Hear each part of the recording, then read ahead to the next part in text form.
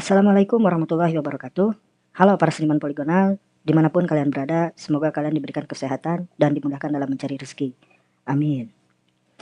Oke, kali ini saya ingin membagikan sebuah tutorial untuk membuat animasi seperti pada opening barusan. Tak usah berlama-lama, langsung saja kita ke prosesnya. Namun sebelum ke prosesnya, di sini saya sudah menyediakan lightning dengan jenis sun atau sun dengan power 5. Lalu di sini ada alas untuk menampilkan bias dari gelas dan air. Oke, pertama kita akan membuat sebuah gelas. Kita tambahkan objek silinder. Lalu kita atur di sini nilai-nilainya.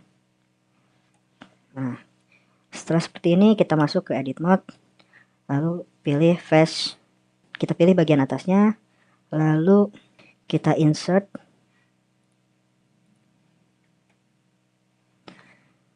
Cukup 0,3. Lalu kita rubah ke front view. Kita masuk ke viewport shading. Lalu kita extrude bagian atas sebanyak minus 3,4. Di sini kita tambahkan lagi extrude 0,4. Maaf, minus 0,4. Oh, terlalu dalam. Oke, 3, extrude minus 0,35. Selanjutnya kita bevel. Tambahkan segmen menjadi 2, lalu kita edge mode atau edge select, lalu kita pilih bagian bawah dari gelas. Kita bevel kembali, lalu sesuaikan kedalaman bevel. Lalu kita atur bagian atas gelas dengan menambahkan loop cut. Dan kita atur dengan bevel kembali. Di sini saya menggunakan 4 segmen. Oke, ini adalah tampilan gelas. Selanjutnya kita tambahkan material. Lalu kita rubah prinsipal BSDF ke gelas BSDF. Kita atur roughness-nya menjadi 0,15 saja. Kita rubah namanya gelas.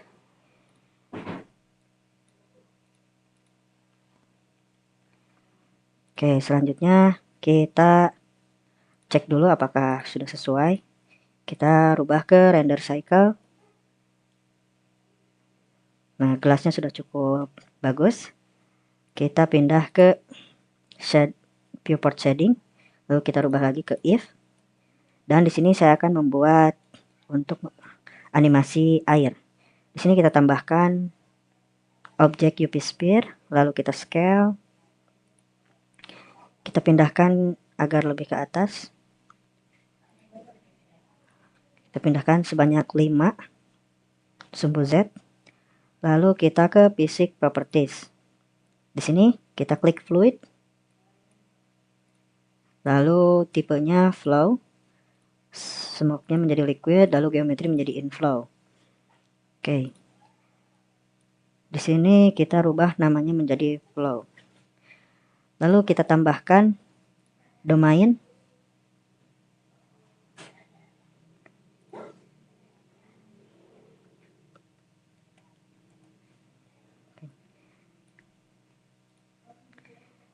Kita ke viewport shading. Lalu kita atur ketinggiannya. Dan kita atur juga posisinya. 2,5. Oke. Domain ini kita tambahkan juga pada physics property, yaitu fluid dengan tipe domain. Lalu domain tipenya kita rubah menjadi liquid. Di sini ada resolution division. Kita atur menjadi 32 untuk sebuah percobaan. Lalu centang mesh dan mengatur penyimpanan data fluid. Ini bebas ya teman-teman. Di sini kita rubah refresh dulu modular lalu replay. Belum ada tanda-tanda. Oke, kita refresh lagi.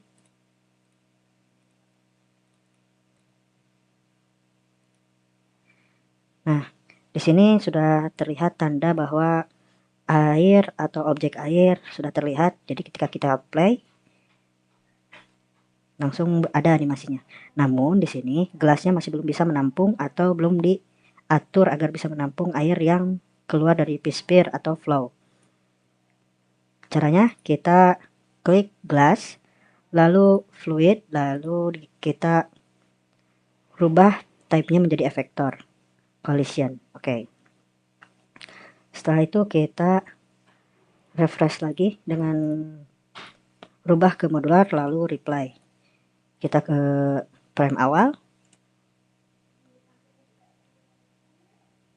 Nah, gelas sudah bisa menampung air yang jatuh dari P-Sphere. Oke, namun di sini saya ingin membuat agar gelas ini jatuh dari samping. Kita rubah GX. Kita rubah posisi sumbu X untuk flow. Lalu di sini kita tambahkan initial velocity. Karena ini mengarah ke kiri, otomatis nilainya adalah minus. Jadi kita tambahkan minus 2. Setelah itu kita ke domain, lalu kita refresh kembali. Setelah itu kita ke frame awal, kita lihat hasilnya. Oke, ini sudah ke tengah ya. Berarti pengaturan yang kita lakukan tadi sudah berhasil. Lalu di sini saya ingin membuat aliran airnya menjadi halus dengan menambahkan shade smooth. Oke, setelah itu di sini saya ingin membuat sebuah es ya. Seperti video sebelumnya, pembuatan es tetap sama, namun di sini saya ingin menggunakan objek icosphere.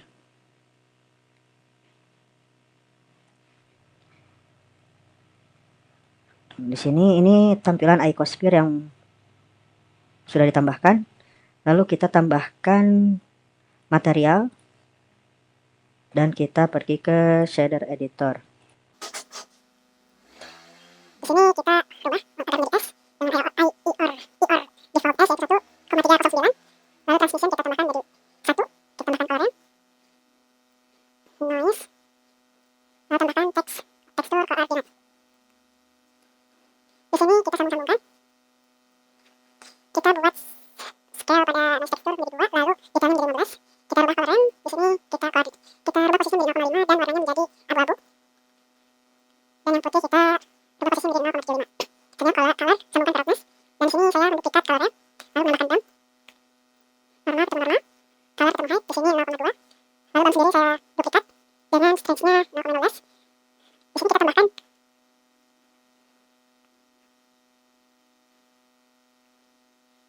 parameter tekstur. Kita rubah scale menjadi 15 dan kita menjadi 8. Di stand ini kita sambungkan ke head pada band yang kedua. Lalu kita atur di sini dari hitam menjadi abu. Oke, cukup.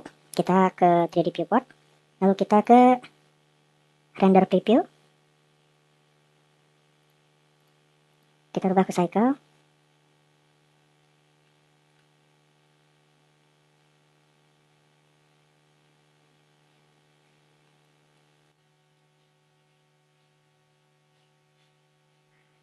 Ya, terbilang S-nya cukup bagus. Karena di sini sedikit lama, kita langsung saja ke bagian selanjutnya, yaitu kita akan menambahkan rigid body. Di sini kita tambahkan P6 property rigid body lalu aktif. Di sini saya ingin merubah masanya menjadi 0,15. Ini shape-nya convex full masih. Lalu kita ke gelas, kita tambahkan rigid body. Di sini kita rubah type-nya menjadi pasif. Lalu di sini kita rubah menjadi mesh. Ketika di play, maka akan jadi seperti ini. Oke. Karena fluidnya tembus gelas, maka kita rubah fluidnya menjadi di atas rigid body. Selanjutnya kita ke domain, lalu kita refresh. Dan kita lihat. Oke.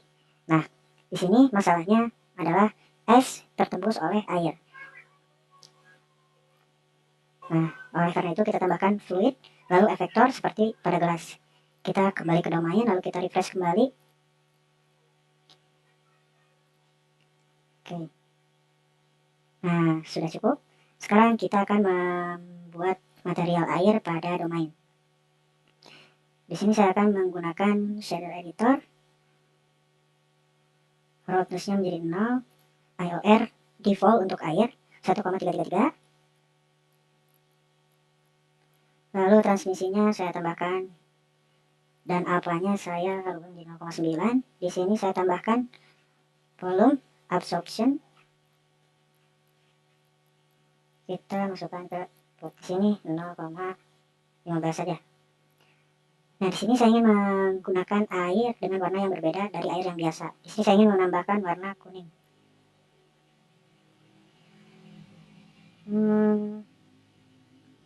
Kuning ke oranye. Oke.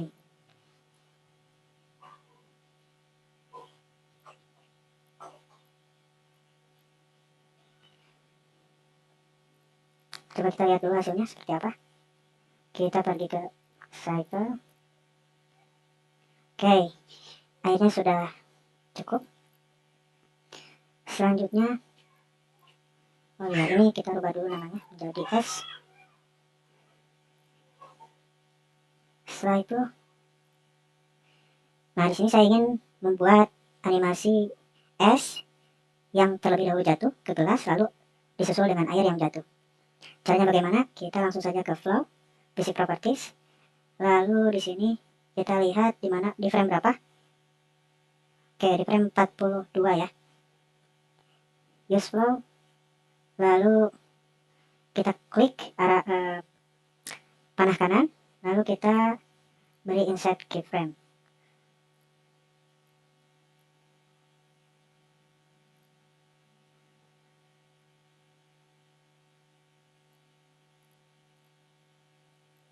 Kok gak muncul ya? Oke, kita atur saja di domain, kita frame startnya di 40. Oke, ininya 140 saja. Kita rubah juga di sininya, karena kalau 250 terlalu lama dan terlalu berlebihan. Kita ke itu dulu, lalu kita domainnya. Oke, setelah pengaturan yang kita lakukan tadi, jadi animasi air ini akan mulai di frame 40. Nah, di sini adalah, oke saya atur dulu. Jadi di sini ini adalah frame, titik frame di mana air masih mengalir dan air berhenti. Yaitu, nah use flow atau air masih mengalir dan satu frame setelahnya air berhenti mengalir. Kita ke domain, kita refresh kembali. Nah ini emang seperti ini. Oke. Oh, masih ada yang bocor. Oke, kita gunakan trik. Yang pertama itu kita bisa menggunakan pengaturan pada domain, di mana di domain type-nya di resolusi DPI kita bisa menambahkan ke 64 atau 128. Namun itu akan membutuhkan waktu yang berlebih untuk back animation airnya. Jadi kita menggunakan trik yang kedua, yaitu kita select, kita pilih objek gelas, lalu kita duplikat, dan di sini kita rubah dulu namanya menjadi gelas simulasi. Oke, kita pergi ke edit mode, lalu kita ke wireframe preview, wireframe display, ya gitulah. Kita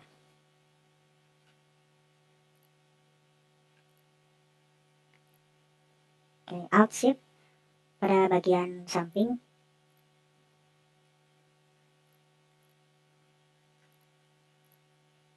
Loh, kok gini? Oke, sudah. Lalu kita perhatikan bawahnya.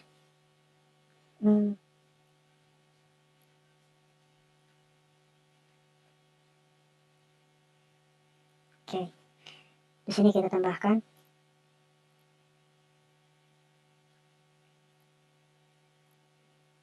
maaf, di sini saya masih manual ya. Kita buat, kita scale bagian luarnya. Cukup seperti ini. Kita nonaktifkan agar tidak terlihat di ketika render. Gas simulasi ini tidak mengganggu atau tidak terlihat. Oke, selanjutnya kita ke domain. Kita refresh.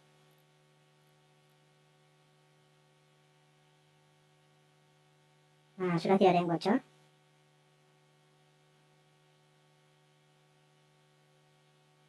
Oke, cukup. Lalu kita buat airnya agar semakin realistis dengan menambahkan resolusi division. Di sini saya menggunakan 128. Lalu untuk render kita menggunakan tipe modular. Lalu di sini kita back data. Oke, untuk agar lebih cepat, saya langsung saja loncat ke bagian back datanya sudah selesai. Oke, ini sudah selesai back data dari setting. Lalu kita pergi ke mesh, dan di sini pun perlu back mesh ya. Oke, kita lanjut setelah back mesh ini selesai. Oke, di sini sudah selesai untuk back mesh setelah beberapa saat. Lalu kita coba lihat di sebelum itu di sini agar domain box ini tidak terlihat, kita pergi ke awal frame. Lalu kita disable in render, klik kanan, insert keyframe, atau kita juga bisa menggunakan klik I, huruf I. Di sini saya sampai part 1 kita insert keyframe agar disable in render. Lalu di frame 43 saya buka lagi agar bisa terlihat oleh render.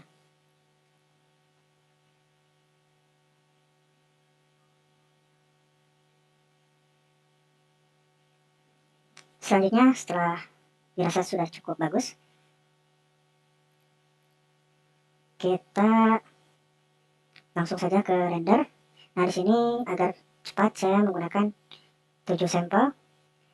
Di noise-nya kita centang dan render menggunakan max sampelnya yaitu 7 juga agar lebih cepat.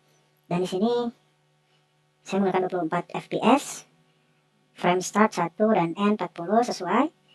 Kita atur penempatan output untuk animasi atau video yang kita buat di dalam Blender. Di sini saya menggunakan folder download. Lalu kita rubah PNG menjadi FFmpeg video. Encodingnya kita atur dengan MPEG 4. Nah, di sini sudah sesuai. Jika sudah, kita langsung saja Ctrl F12. Oke, kita masih belum punya kamera. Sebentar saya tambahkan kamera, lalu atur posisinya. Di sini saya menggunakan